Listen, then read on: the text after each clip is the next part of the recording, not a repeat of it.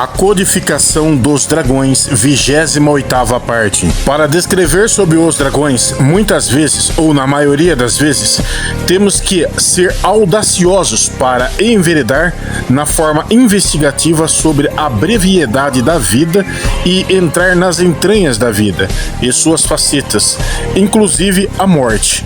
Do Livro dos Mortos brasileiro, de Pedro Luiz Pereira da Silva, conhecido como Pedragon Pedro. A morte é o começo de outra jornada. A morte é vida e vida é morte.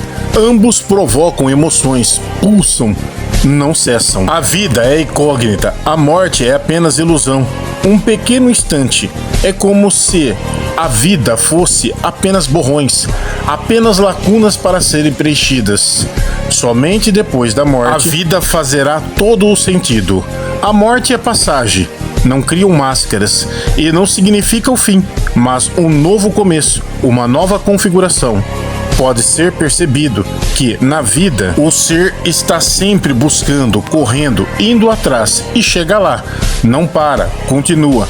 É como se fosse estar no eterno limbo mental, eterno sentido, nascer, viver, morrer e renascer.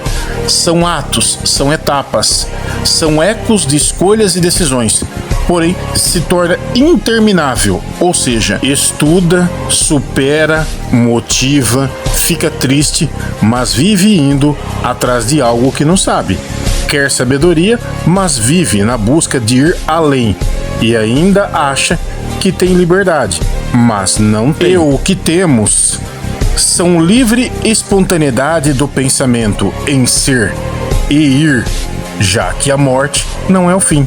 A morte são luzes suaves que acendem em gestos e novos caminhos, novas intencionalidade, porque há a diluição consciencial. São novas memórias que carrega à medida que acorda para outra realidade, dependendo de como saiu deste mundo material.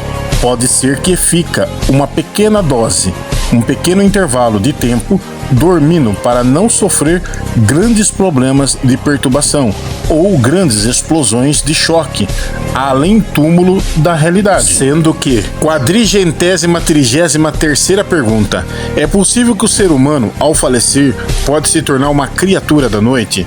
Sim, depende do que anda acumulando energeticamente. 434ª pergunta, como podemos superar o medo da morte?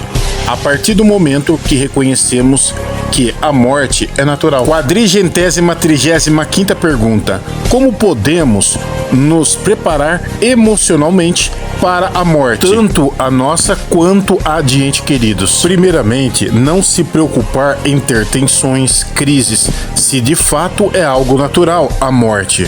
Apenas conscientize-se.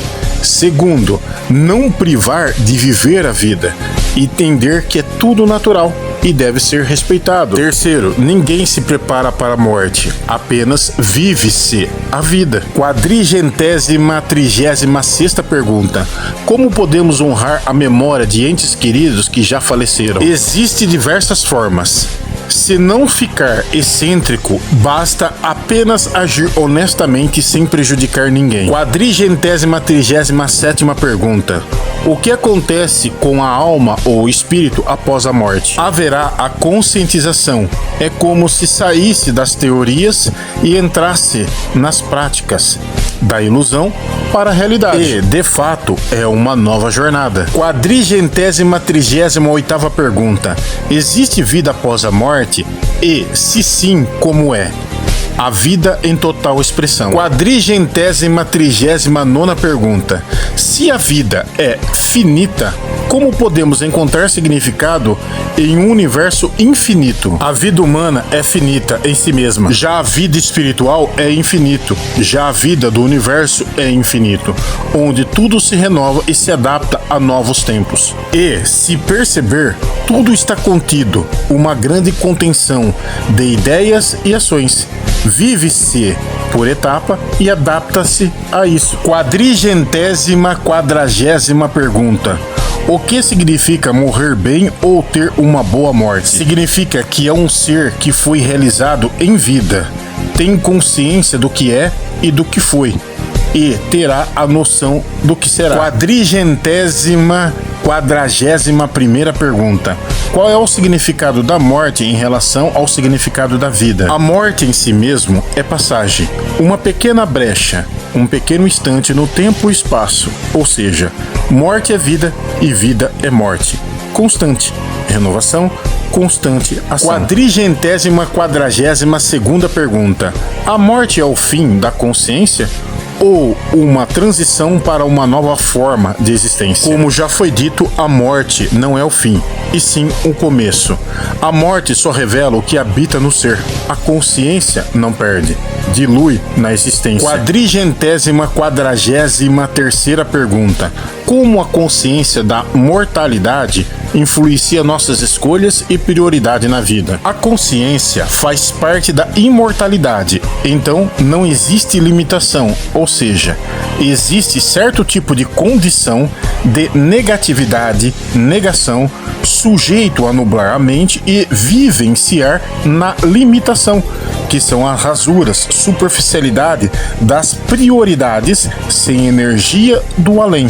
Vida material, testificação material. 444ª pergunta. Como a fé pode ajudar a lidar com o medo da morte e o luto? Não digo a fé, mas a consciência que permite a estabilidade do ser, a coerência e os bons estímulos para a vida. E também é uma forma de se preparar para a realidade. 445ª pergunta. Como devemos viver sabendo que vamos morrer? O que realmente importa? O que realmente importa é a consciência e saber viver cada momento como se fosse o último, sem medo de ser feliz. Esse foi a Codificação dos Dragões, 28ª parte. Olá, internautas! Se você gostou do vídeo, curta, compartilhe e se inscreva no canal.